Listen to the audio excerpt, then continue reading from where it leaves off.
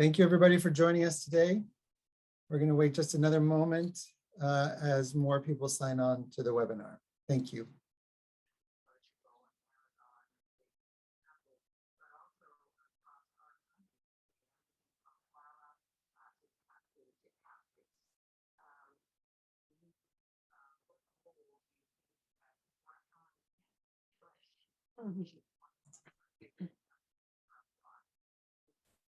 Okay, we're at 11:31.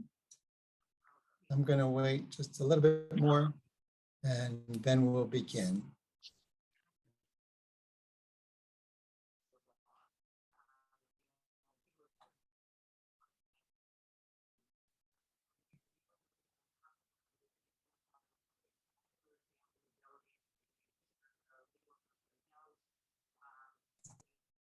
Okay, it's 11:31. So let's go ahead and begin. Hello, everyone, and welcome to San Diego State University and the Fowler College of Business. My name is Mark Ballum. I serve as Managing Director of our Center for Advancing Global Business. The mission of the center is to expand international curriculum, international business research, and engage academia with other global organizations. Our center provides students with meaningful global learning experiences, assists professors in internationalizing curriculum, and supports companies looking to expand globally. Our goal is to link academia with business and produce graduates with a global perspective. You can learn more about the Center for Advancing Global Business and how you can support and engage with us by clicking on the link provided in the chat box. It's my pleasure to welcome you to today's webinar on reshoring. This program is offered in partnership with the San Diego and Imperial District Export Council. The San Diego and Imperial District Export Council is made up of more than 25 local international trade experts who have been appointed to the council by the U.S. Secretary of Commerce. The council supports international trade education and advocacy to help grow international trade in the San Diego region. I'd like to thank our team at SDSU's Fowler College of Business and our Center for Advancing Global Business, as well as our colleagues at the San Diego and Imperial District Export Council for all of your help in organizing today's webinar. For today's event, the audience is encouraged to submit questions using the Q&A function. We will try to answer as many questions as possible after the presentation. Now I'd like to introduce our moderator, Mr. Alan Vigil. Alan is Director of Business Development at Charger Logistics. Alan currently serves as Vice Chair of the San Diego and Imperial District Export Council. Alan, the floor is yours. Thank you, Mark. Thanks for the introduction and welcome everybody. Thanks for participating in today's webinar regarding reshoring presented by Rosemary Coates. Rosemary is Executive Director and Chairman of the Board of the Reshoring Institute in Northern California. The Reshoring Institute is a nonprofit and nonpartisan organization focused on expanding U.S. manufacturing. Rosemary has been in management consulting for more than 25 years, consulting with global and domestic clients in a broad range of industries, including high-tech, software, healthcare, consumer electronics, industrial products, food distribution, transportation, and retail. She's also an author of an Amazon bestseller, 42 Rules for Sourcing and Manufacturing in China. Rosemary also sits on the board of directors at the University of San Diego Supply Chain Management Institute, where she is an alumni, and she is also a U.S. custom broker. I had the opportunity to participate in a white page with Rosemary and the Reshoring Institute, which is on their website of reshoringinstitute.org, regarding the current boom at the U.S. and Mexican border. As we all are seeing that, and some of us are managing that boom at the border, we see that it reflects in the reshoring efforts and reshoring success stories of more manufacturing, more service providers, more warehousing, more transportation and logistics providers, as well as commerce, as we become an international supply chain hub in this region. One thing besides the clusters of manufacturers, the increase in service providers. Also benefit is the local current colleges and universities.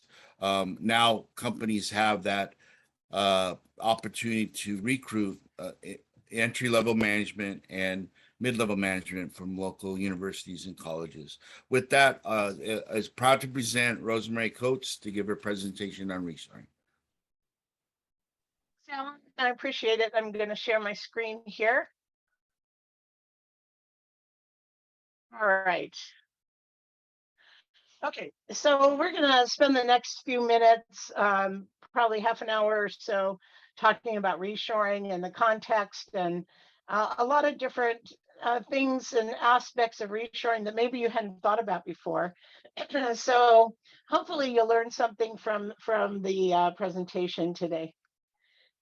If I could make it move, that would be good.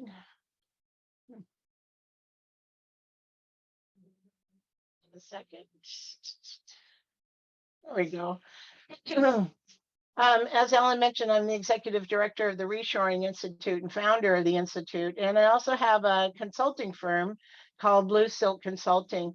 I've been doing global supply chain work for over 40 years. And I was telling someone the other day, it used to be that I try to explain what I do for a living to people at meetings or my family or during a holiday or something. And, you know, people's eyes would glaze over and they're like, oh, let's go get another drink, you know. But today, supply chain is top of mind and a headline news in newspapers around the world.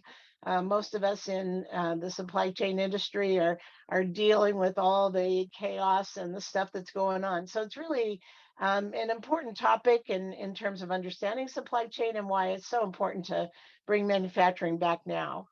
I've had over 80 supply chain clients worldwide. I've worked all over the world for extended periods in Europe and Asia. And as Alan mentioned, I've written 5 books on supply chain management. They're all available on Amazon. I want to call your attention, though, to the one in the bottom right-hand corner. It's called Legal Blacksmith. As part of the work that I do at Blue Silk Consulting is expert witness work. So I get involved in some of these big supply chain disputes that involve companies that have gotten entangled with their suppliers or service providers, and it's ended up in court. And so I do quite a bit of expert witness work. And about a couple of years ago, I worked on a case for about a year with an attorney in Cleveland, Sarah Rathke. She's a supply chain attorney. And she and I decided one night at dinner that we should write a book together. So I wrote the first part of this book, which is about the functional areas of supply chain. And she wrote the back half of the book, which is about the legal precedent. So what clauses you should put into your contracts, how you should avoid disputes and so forth. And one of the other things that we did in this book is instead of using case studies, we did failure alerts. So we pointed to where there was a failure in the supply chain and how that ended up in court so that you can avoid it, so you can learn to avoid it. So that's been a popular sort of desk reference book for a lot of people. And also, as Alan said, I graduated from the University of San Diego with an MBA many, many moons ago. So the Reshoring Institute has a dual mission. One is to help companies with research and our consulting projects for companies bringing manufacturing back to the US. And then the other half, 50% of our mission, is to train graduate student interns about what's happening in global sourcing and manufacturing so that they're exposed to the world of manufacturing before they go into the big business world, particularly MBA students and masters in engineering who are going to be the leaders in manufacturing in the future. And so we want to set them up in the right foot by guiding them and teaching them about manufacturing. Our student interns work 100 hours per semester and they're paid for their work. They help us with research and on our consulting projects. And as a general rule, they tell us they have a really great experience with us. So let's talk about what happened in the recent past. So in the 90s and 2000s, offshoring to China was the thing to do. Everyone was doing it. This particular picture is the Forbidden City, as you may recognize it, in Beijing. I've been there many times. I took this picture. Has a fascinating history. It's where the emperors and empresses lived and ruled from for 500 years. And there's all kinds of stories written, and it's fascinating. It's a museum today. There are 999 rooms on the site, some really beautiful antiques and so forth. So a lot of companies back to manufacturing in the 90s and 2000s offshored to China because it was a great economic strategy. It was a low cost country when China entered the World Trade Organization in 2000 and ascended to full-fledged participation in 2001. The doors sort of flung open, and we were able to trade directly with China without using quotas and visas and all kinds of entanglement, but really created a free trade environment in a very low cost area in which you could operate. And so many of our clients went to China, and I started doing a lot of work helping those companies outsource to China. This particular picture is a machine shop that was out by the Fifth Ring Road in Beijing. Now, if you've been to Beijing, you know there are ring roads around the city, each of them about 20 miles apart, further and further out from the city. It's just an enormous city. And this one was the Fifth Ring Road, so it was pretty far out. It took us about an hour and a half to get there. And I was working with an automotive client, and I came to work one day, and they asked me if I wanted to go with them to see the machine factory. And of course I did. I love crawling around factories in China. It's really interesting. So we went, and they told us on the way that this was a very, very good factory, partially state owned by the Chinese government, partially privately owned, and that they produced really great parts for this automotive company. And so we got there, and the factory manager met us at the door and said he had to take a quick conference call and he'd be back in about 10 or 15 minutes. And just go ahead and look around, which should be your first clue, right? If you've ever been in a factory, you know you're never allowed to just wander around in the factory. You're always carefully escorted. You always stay within the yellow lines. So have a look there. Do you see the yellow lines? Sort of. You always have goggles, sometimes a hard hat, toe protection. In a machine shop like this, you always take a lot of caution because there's metal flying and so forth. Take a look at the little guy in blue on the bottom right-hand side. He's a operating machine that's cutting metal, and there was metal scraps flying off this machine. He has no gloves, no eye protection, no lead apron, no toe protection. He was wearing these little cloth Chinese shoes.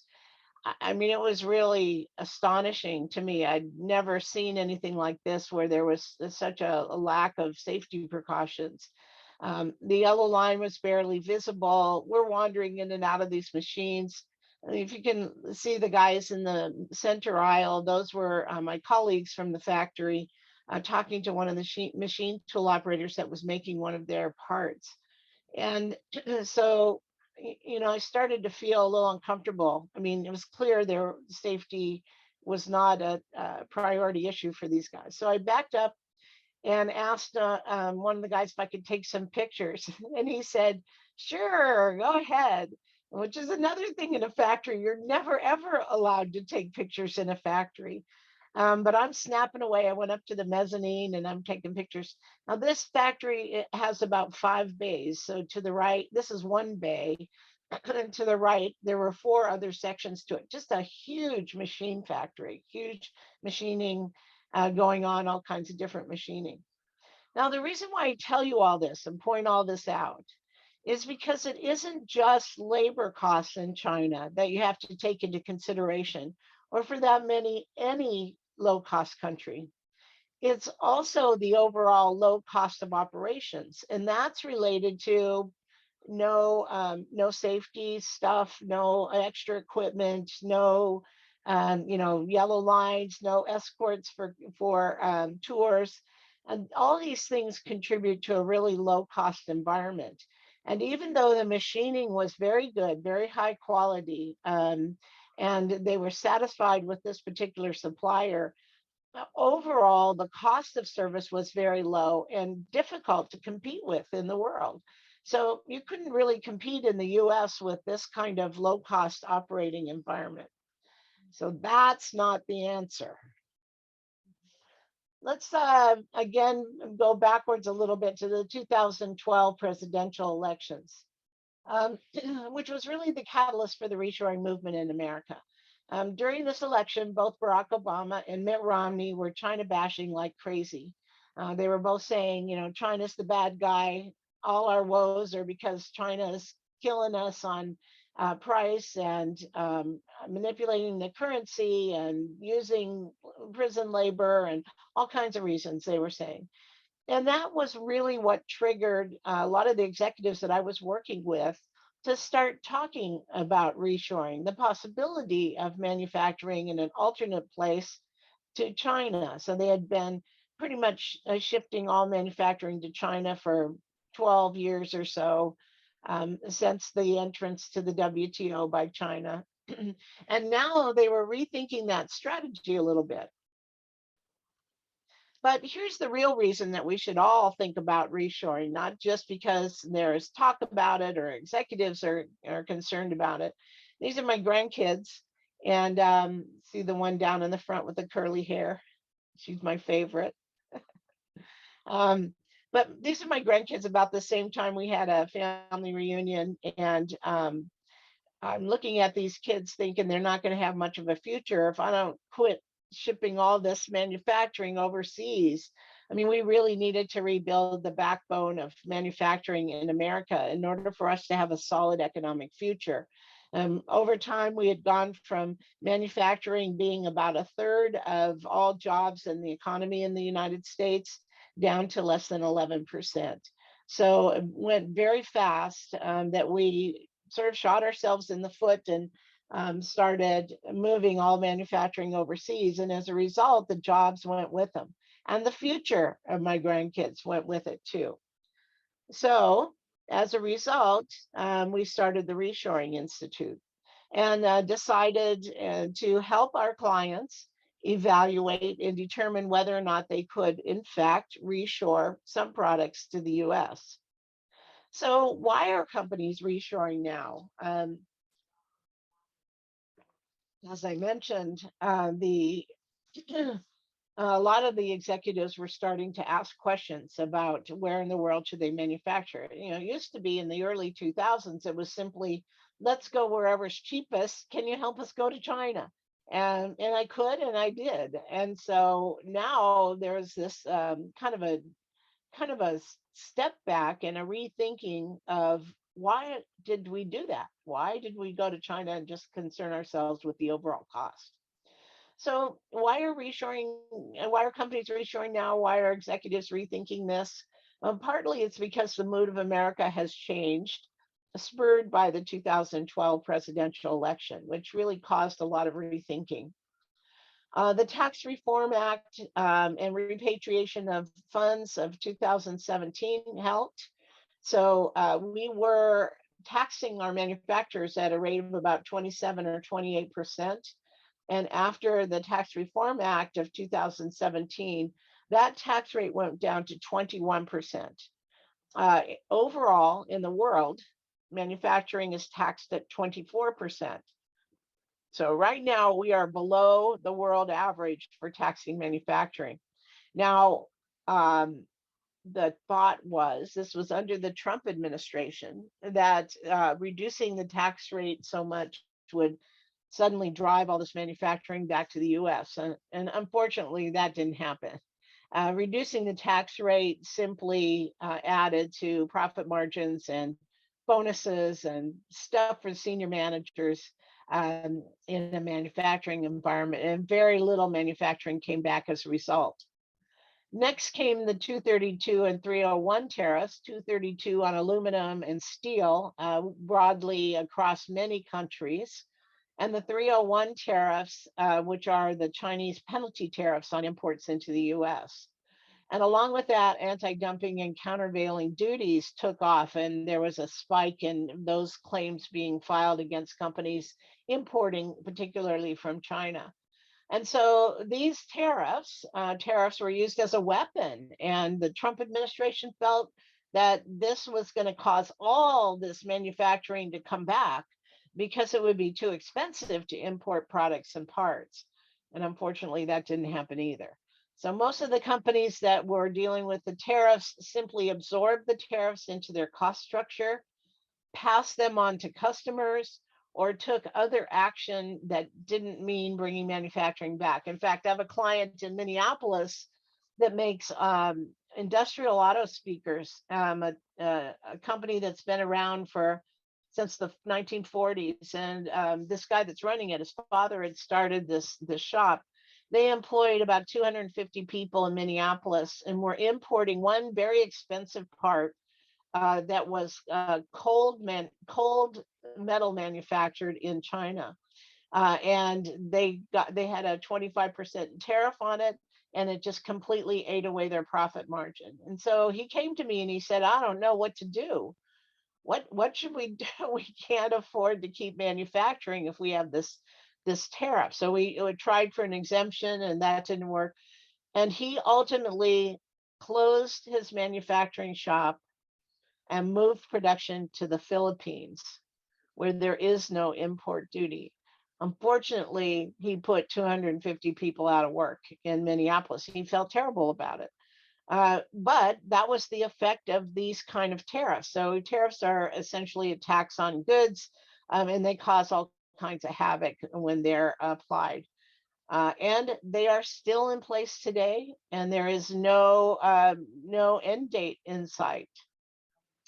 So all these things were related to cost, but the global pandemic introduced risk, and we had never seen that before. So now with the global pandemic, we're introducing risk into the equation. And although risk has always been there, now it was very evident. People couldn't get parts. They couldn't get in touch with their factories in China. Of course, the shortages were everywhere. The increases in logistics costs, all of these things contributed to risk being introduced, and now reshoring is being taken very seriously. Of course, we've known in the past intellectual property protection has always been an issue, especially property theft in China. Advanced technologies allow us to even the playing field by automating a lot of the manufacturing processes. And there are many, many, many incentives being offered now by state and local governments, both in terms of tax relaxation, rebates. There's all kinds of just grant money that's out there. I just saw Utah passed $10 million in grants for small manufacturers. They're just giving away money. The federal government is supporting grants now for a lot of the critical industries. And then finally, economic patriotism, which is what we call it when companies are simply interested in doing the right thing. So I've had clients come to me and say, we just think it's better to build manufacturing in America. So rebuilding the middle class in America, which is who works in factories, is really key to growth and stability in the middle class. So factory jobs are essential to the economic health of America, and that's because they pay a middle class wage. So most manufacturing people who are working in a manufacturing plant earn between $45,000 and $85,000 a year. Now, I live in Silicon Valley, and if you only made $85,000 a year, you'd be sleeping under an underpass somewhere. I mean, wouldn't work here. But by and large, in most of America, that range, 45 to 85,000, is squarely middle class. And what do we know about middle class people? They buy houses, they buy cars, they buy big screen TVs, they remodel their kitchens, they send their kids to college. And they go out in the local economy, they, eat out, they go to the hairdresser, that kind of thing. And this has a tremendous magnifier effect on local economies. We always quote it has a 1.4x magnifier effect, meaning for every dollar that a manufacturing person is earning, it has a 1.4 times effect on the local economy because of the spending and multiplier effect in economics. I have seen quotes as high as 11x effect on the local economy. So it's pretty high. So this is a low number, but regardless of what your number is that you're using, it's a very positive effect on local economies.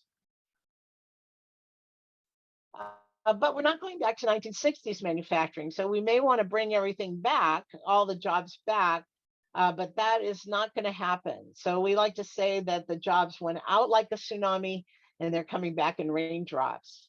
Part of that is because we are automating. We're going fast forward in automation. That means that we can be more productive using less people. So we have more machine introductions, more technology introductions, and that makes the whole manufacturing environment more effective. So what's happened also is that the jobs of just simple, straightforward manufacturing or assembly work are becoming much more sophisticated. So now instead of putting pegs in holes, you have to learn to run the robot that puts the pegs in holes. And that robot has to be maintained and it breaks down and you have to repair it and so forth. As well as 3D printing is coming of age, IoT inside a factory where all the machines are connected and synchronized to connecting with the outside world, with your suppliers in terms of forecasting and planning, and artificial intelligence, understanding what direction you should take in the future. So to do these things and to run these kinds of new machines, your skill is really different. Your skill requirements are different. And it's sort of a crossover between the old-fashioned manufacturing and engineering. And so we call these new collar jobs. They're not blue collar jobs. They are not white collar jobs. They are new collar jobs. And that requires retraining and upskilling of workers in factories. If you've been in a factory lately, you can walk through and you can see computers everywhere. So you have to learn how to use a computer, whether it's to test a piece of equipment, whether it's to move inventory to a new location, or some other function. Computers are an integral part of manufacturing today. So what we like to say is this is not your grandfather's manufacturing. So what is your global sourcing and manufacturing strategy? On the left-hand side, you see some of the variables that need to be considered today. And I'll tell you from my experience dealing with executives in the early 2000s, there was no way they considered all these things. It was a simple conversation between me and the executive saying, we want a low-cost environment, take us to China.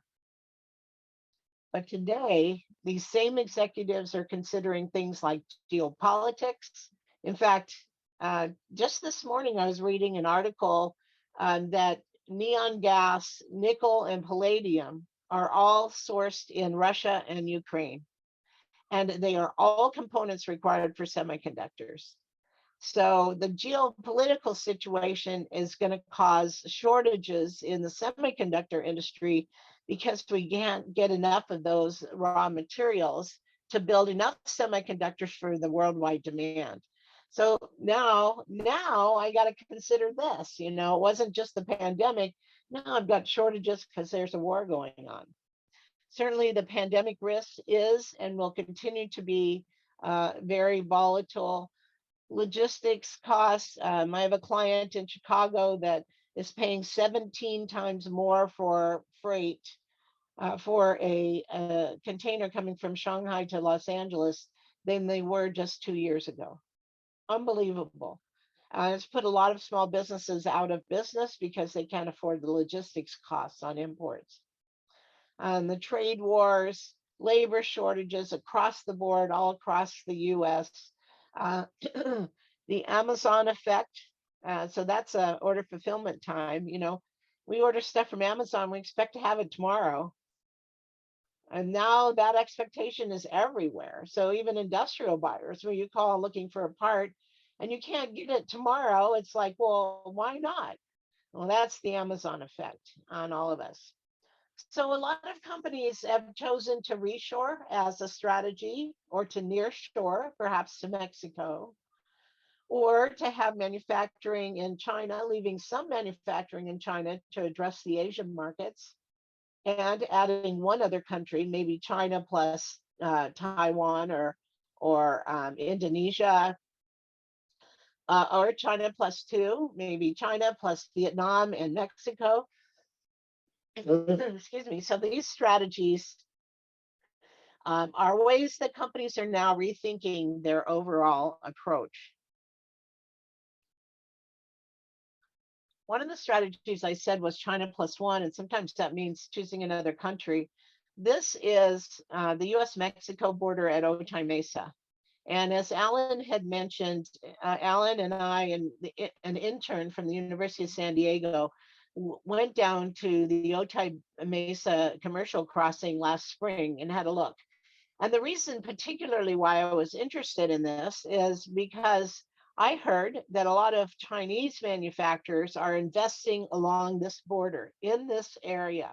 So they're actually building factories in Mexico, hiring Mexican workers, sourcing products in Mexico, parts and raw materials in Mexico, building products, and then shipping them across the border to take advantage of USMCA. And we call that boom at the border. So it isn't that they're simply shipping Chinese goods to Mexico and then across the border. That doesn't qualify for USMCA. However, the ownership of the factory is irrelevant. It's really what products are being made, what raw materials are being included, what labor is included to make it qualify for made in Mexico and to take advantage of imports into the US. So the border is booming indeed, especially at Otay Mesa. But all along the border of Mexico as well, we're seeing this kind of activity. And it has resulted in certainly a boom and frenzy on the US side of the border as well, with warehousing and services to support this cross-border trade. So it's very positive on both sides of the border for the economies in those areas. Okay, a couple of other examples. This is WaterLogic. I worked with WaterLogic executives for over a year to try to find a new factory in the US. So WaterLogic makes water filtration equipment. You can see the little picture at the bottom. It's a water fill, so it like your break room, you might fill up your water bottle, or at the airport where you fill up your water bottle, they make those kind of filtration systems. They have some pretty spectacular new technology that cleans the water at the point of dispensing. So it's better, it's cleaner water, and so forth. WaterLogic is a UK company, have been very successful all throughout Europe. They have a modern, fantastic factory in Qingdao, China. Very modern, very automated, beautiful factory there where they were making this equipment. But their growth market was in the US. So they could see that, this is what they needed to take advantage of. And so they wanted to build a factory in America, and they came to us. And the Reshoring Institute helped them find a factory location, and also work with trade compliance issues regarding labeling and the import of products into the US. So they picked a location near the Dallas-Fort Worth Airport because they had so many travelers, and it was a good low-cost environment. They redeveloped. We helped them find suppliers for their top 20 parts by value in the US. So we had been sourcing everything in China and throughout Asia. They consolidated all their offices, and they hired 200 people in America, and were able to avoid the 301 penalty tariffs on importing into the US. And because they were manufacturing here, they were able to sell to the US government. It's a really great success story. Probably the most famous success story, though, is GE water heaters. So these water heaters, well, under Jack Welch, and most of the manufacturing at GE was shipped overseas, mostly to China and to low-cost Asian countries. And so most of us have a big white water heater in our garage or our basement that's heating water all day long, no matter whether we're home or not. So I used to, I'd lock the door and turn on the alarm and go to China for 6 weeks. And by God, my water heater is heating water. Even though no one was home, it's heating away. So it was kind of silly. So when uh, Jeff Immelt took over for Jack Welch, he challenged the engineers to address some of these kinds of issues. And water heaters was the first one that came up for re-engineering. So they kept some of the white production of water heaters in China for low cost markets around the world. They still produce those today, and they're still imported today and sold through Home Depot and Lowe's and so forth. But they also designed a brand new kind of water heater that uses a chip and is heat on demand. And obviously, it's more expensive, but very much more efficient. It's not heating water all the time. It's a low profile, small unit, and so forth. And as a result, they re-engineered the manufacturing processes. They worked with the local labor unions, and they reopened Appliance Park in Louisville, Kentucky, which had been shuttered under Jack Welch. They put in a highly automated and highly engineered production line.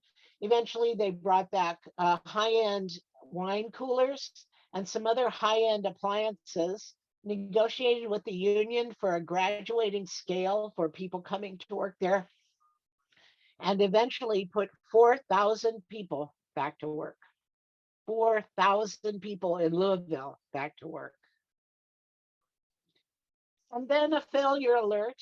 I think it's always good to look at failures or mistakes because that's how we learn what not to do in the future.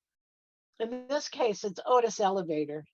And Otis Elevator is one of the largest elevator manufacturers in the world. And Otis had been manufacturing in Mexico for many years, using their own factories as well as maquiladoras in Mexico. And they decided to bring manufacturing back to the US and open a plant in Florence, South Carolina, which happened to be a very positive business environment. They had a high unemployment rate, so they knew there were a lot of workers. It just had an overall good image for a manufacturing spot. So they built a brand new factory in Florence. And after it was all built and ready to go, fully automated, they flew open the doors and there were no workers. And that's because the workers did not have skills that were needed, advanced technology skills, to run the advanced machine tools and the other automation that was installed. In addition to that, they decided to implement SAP at the same time. So those of you who have worked in industry know SAP is business software that's used in most big companies. I actually worked for SAP for 5 years, so I can tell you it's fantastic software, but it's very complicated, very complex, and not easy to install. So they were doing this in parallel. In the first year, the whole project failed, and it cost the company $60 million in lost business, and the CEO was fired. Primary reasons for failure, and what can we learn from this? So first of all, there was a lack of skilled labor. So they should have been working with community colleges and technical organizations that would have trained the workers and prepared workers for entry into this new production line. And they didn't do that. They could have done that, but they didn't. And so that's a big lesson to learn for all of us. They didn't partner with local schools and colleges. And they should have put off the ERP implementation until later. Okay, so last little section, I want to talk a little bit about a study that we did in 2020. So now it's been about 2 years. We interviewed and surveyed 500 people across the US. So this was one of our projects at the Reshoring Institute. We had a young man from the University of Arkansas, a graduate student that worked on this with me. And we surveyed 500 people and asked them some very, very simple questions. So we didn't take a statistical sample per se, but we made sure that this crossed age group. So from 18, I think the oldest person was 85, all kinds of educational levels from high school graduates all the way to PhDs, all across the country in every region. So we think it's a pretty valid sample. First question we asked was, do you prefer products that are made in the USA? Okay, easy question. And you can see that 70% or so said yes, they preferred products made here. There's no qualification, no reasoning, nothing else. We just said, do you prefer stuff made here? And people said yes. Then we asked them, if so, would you pay more for products made here? And again, you can see here, would you pay more? So about 60% said yes, they would pay more for products made in the USA. And then we said, how much more would you pay? If you'd pay more, would you pay, 100% more or what? 83% said they would pay up to 20% more. Now, this is a very important statistic because when we're doing total cost of ownership modeling, we try to keep this within about the 15% range. So if you can get your cost of production within 15% of a low cost country, you can charge more for products that are made in the USA. And it's a winner. It's a winner. So you can charge more. There's a perception that people would prefer products made here, and they think they're better quality. Now, those of you who've been working in China for a while know that the quality of products made in China can be extremely high. It doesn't have to be low cost, cheap stuff. If you want to produce high quality products in China, you can do that. So there is no reason why quality products or products made in the US should be higher quality. But 46% of the respondents believed that products were simply better if they were made in the US. So then we asked the country of origin labeling, if it's labeled in the US, does that affect your decision? You can see here about 57% of the people said yes, they would make a decision for buying products made in the USA.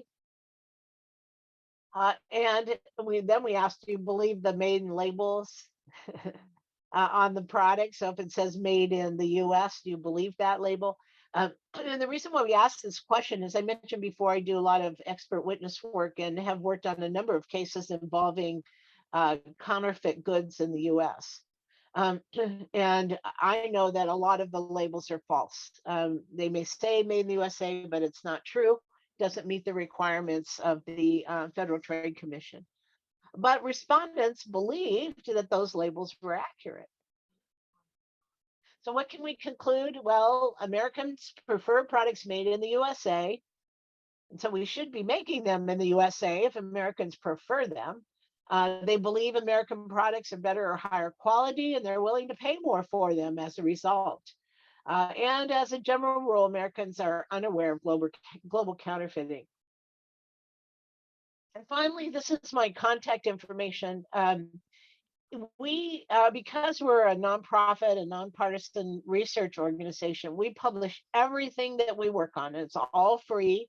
It's all downloadable. We have a huge website where we post all of our white papers, all of our case studies, all of our surveys. In fact, the survey that I just showed you, it is posted on the landing page on our website. You can click on it and download the entire survey results. There are other surveys, there's other stuff you can have a look at and help yourself. And we think it's a public service to offer this. So visit us at reshoringinstitute.org or reach out and talk to me if you need assistance. So thank you very much, and back to you, Alan. Thanks, Rosemary. Awesome presentation. And for you participating, we'll have this presentation available and we'll be sharing it to you, as well as the webinar will be on our website, the District Export Council website. We're now going into our question and answer period. The first question is from Bernard Andrade, from Dr. Bronner's, and he writes, "Thank you for your presentation. It is concerning that the sourcing strategy is only profit-centered and no mention of improving labor conditions, both where you source and at home. Giving back to local communities and applying fair trade principles to the business model. My takeaway on the zero-sum game with no check and balances, fair trade is not always free trade, and free trade is almost never fair trade." Here's the question, Rosemary. What and how do you consult your clients to engage in fair business practices? Well, of course, fair business practices and doing the right thing is always a part of our consulting world. We always focus on that and make sure that our clients are operating within the law. In terms of sourcing, though, just a comment. We're busy right now. I have to say, we have lots of clients and stuff going on. Lots of companies considering reshoring, but there is a heavy emphasis on domestic sourcing. So most of the companies now, instead of full-blown reshoring, are trying to find domestic sources where they've been stuck with single source or sole source suppliers in Asia somewhere and were really hurt during the pandemic because they couldn't get supplies. And so they're trying to find sources in the US. We do a lot of those kind of sourcing projects. We have some proprietary approaches where we can find sources that you would never be able to find. And we do a lot of heavy research and can come back with companies that are able to produce products in the US or have the capability of producing them. So sometimes it takes developing a supplier in the US. It isn't just straightforward. You can find somebody that's producing your product today, but you may have to work with them to develop that product. We tell clients it takes 12 to 18 months usually to reestablish your supply chain in America. So it isn't, you don't snap your fingers and suddenly supply in the US. One other comment, many of you may have worked with Thomas.net. They are sort of a platform, a yellow pages of suppliers in America. Many of you may remember they used to have these big green books. I was recruited as an undergrad to Solar Turbines in San Diego. And I worked in the purchasing department and I had the good fortune of buying nuts and bolts. So right out of college, I had this exciting job where I was purchasing nuts and bolts. And we used to go to these big green manuals and look up suppliers, and we'd call them up and get 3 bids and so forth. Today, that's all automated. And Thomas Register has this automated platform, but they also do a lot of research. Last year, they did a study and asked industrial buyers if they intended to source more in the US this year because of the pandemic. And indeed, almost all of the responses were yes. Most companies were trying to find American suppliers for their products and said they would hopefully source up to 10% more in the US this coming year. And that translates into $443 billion. Let me say that again. $443 billion being pumped back into the US economy simply because industrial suppliers are buying more stuff in America. And so we should see a huge boom in the economy as a result of that.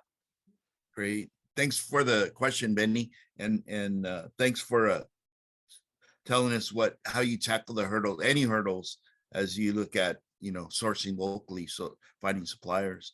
The second question is from Sudi Tronson. I hope I said that right. To the extent the company has an NDA with the Chinese manufacturer, when the Chinese or other entity in another country has IP, which is embodied on the product or the process, How do you reshore without violating the terms? First of all, if you have an NDA with a company in China, you're in trouble. An NDA is not going to protect you. You have to have what's called an NNN agreement, which is different and has to be signed with the CHOP in China and protects you more effectively. And it says you can't share technologies and so forth. An NDA isn't going to do anything. It'll just be ignored. If you have, so, here's something that people don't realize. If you're going to shut down your operations in China and bring that manufacturing back, the machine tools, all the stuff that you sent there to help on the production line, that's all going to stay in China. You are never getting it back, even though you may think you own that equipment. First of all, the Chinese manufacturer is going to consider it part of their infrastructure. And secondly, the Chinese government won't allow them to export it. So you're going to have to write off that stuff. That's number one. And then in terms of IP theft, here's another thing to think about. You have sent your manufacturer in China your blueprints. You sent them specifications for a product. You have taught them how to manufacture your product within specs. Well, they're not going to just go to sleep at night and you've closed down the factory and they wake up in the morning and forget how to make your product. They're going to open that factory and they're going to make your product and just put a different label on it. So you'll find yourself competing globally with companies like that. So to protect yourself, I mean, you really need to have your eyes open in terms of what you can and can't do. Leaving China is not so easy. That's something we help a lot of clients with. Trying to extract themselves out of China and to minimize the damage that can be done by IP theft. There isn't much you can do to protect yourself unless you've thought through it in advance, used the proper legal documents, and have gotten legal assistance probably inside of China. Great, thanks. And the next question is actually a two-part question. The question is based on an assumption. Manufacturing of products requires sourcing from different countries. Do your clients ever ask questions about country of origin and component parts? And has your organization published any white papers on country of origin? I don't think we've done anything in the Reshoring Institute, but I've done quite a bit of this kind of work in the consulting world and in my legal work. Country of origin and the components is if you're dealing with contract manufacturers, really important. So let me start with contract manufacturers. So contract manufacturers buy in bulk. If they're electronics manufacturer like Flextronics or Jabil or just there's 100 others, Foxconn, there's thousands of them.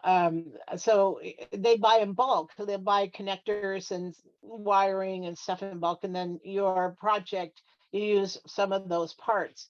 So a lot of those parts are manufactured in China. Of course, the Pearl River Valley, Guangzhou, Dongguan, Shenzhen, right just east and north of Hong Kong. That's the electronics center of the world. That's where almost all your electronics are made. Those electronics are then sold to contract manufacturers who buy in bulk and then assemble your goods.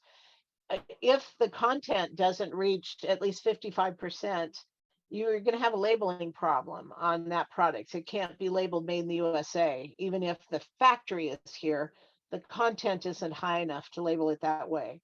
We work with a lot of companies to try to determine whether they label their products assembled in the USA or made in the USA. There's lots of different pieces and parts to that. If you're manufacturing your own goods, you're kind of in the same situation. So finding parts that are, especially electronic parts that are manufactured anywhere but China is really difficult. I mean, we just don't make stuff anymore. And things like semiconductors are coming back. Intel just invested $40 billion in Ohio to build a factory in Ohio. Eventually semiconductors will come out of that factory, but it won't be for 5 years or so.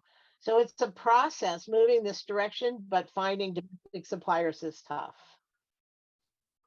Great. And the next question is, You mentioned there are several incentives available to small businesses looking to reshore or nearshore to Mexico. Where is the best place to find those resources? Out at the state level or with the Reshoring Institute? Well, if you're looking to nearshore to Mexico, you're going to have to work with the Mexican government, and that's not something that we do. We just don't have the capacity for that. But we do help lots of companies if they want to manufacture in the U.S. So we help companies find those incentives. So we do the research, primarily their state and local governments right now. And there are also grants available. We work with a grant company that will take a deep dive for those federal grants, and then we'll help write the grants. And we're doing that right now for a company that's making electric vehicles in Los Angeles. They make like golf cart, little cars. They're actually street certified, but they look like golf carts. And we're helping them with grant funding on the federal level right now. So we have a service that we work with, and then we write the grants and submit them. Excellent. And then let's talk a little about site selection. What do you consider when looking for the best location when you're consulting your clients? So we have a list of about 30 criteria that are generic and that we look for on site selection, but we always work with our clients to identify specific things they're interested in. So for example, Water Logic, that was a site selection project. And they were particularly interested in finding some place that was near an international airport that had direct flights. They had so many international travelers that was a big concern. Other companies are looking for being close to a university that has their specific discipline. For example, they may want to be located next to some place that's doing composites research, like University of Utah does a lot of composites work. So it just depends on the individual client, and we structure that criteria specifically for the client, as well as using our basic 30 item general questionnaire. Excellent. Well, we came up on the hour, so we appreciate everything, Rosemary, on your very interesting talk and informative webinar on reshoring, and thanks all the participants with your questions. We will answer all the questions and get back to you via email if we didn't get a chance to read them on live. And I'll turn it over to Mark Ballum to close us out. Thank you, Rosemary Coates, and thank you, Alan Vigil. On behalf of San Diego State University, the Fowler College of Business, and our Center for Advancing Global Business, it's been our pleasure partnering today with the San Diego and Imperial District Export Council and the Reshoring Institute. I encourage our attendees to visit our websites and check back for other upcoming events. Of course, a copy of this webinar will be available soon. I want to thank everybody and wish you a great day. Thank you very much.